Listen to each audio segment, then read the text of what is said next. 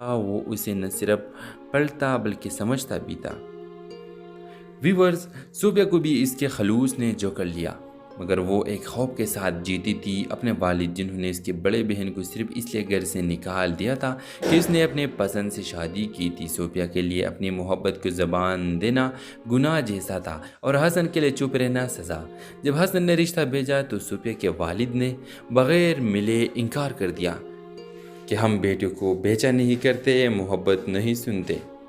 सूफिया ने चुप से आगे बढ़े, मगर इसके दिल वही रह गया।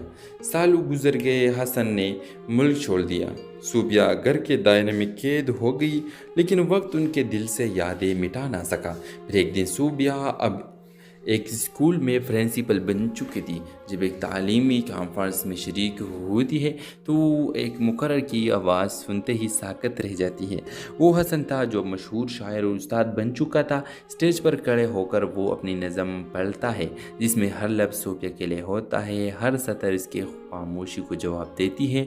सबके सामने वो कहता है, कुछ रिश्ते वक़्त से नहीं इरादे से जीते हैं। सूफिया की आंखों से बहते आंसू और खामोशियाँ एक नई शुरुआत बन की जाती है, ऐसी शुरुआत जो मुआशरे के डर से नहीं दिल के हौसले से होती है। अगर आप इस ड्रामा से के हवाले से अपने राय की जाल देना चाहते हैं तो कमेंट सेक्शन में दीजिए और साथ में हमारे यूट्यूब का चैनल सब्सक्राइब करना मत भूलिए। Thanks for watching. अल्लाह हाफिज़। हेलो व्यूवर्स, सूफिया पेशावर की एक पुरानी मगर बावकार पुश्तून फैमिली से ताल्लुक़ रखती थी। संजीदा, खामोश और हर बात में माँ बाप की इज़्ज़त को मुकद्दम रखने वाली वो यूनिवर्सिटी में उर्दू अदब की तालबा थी।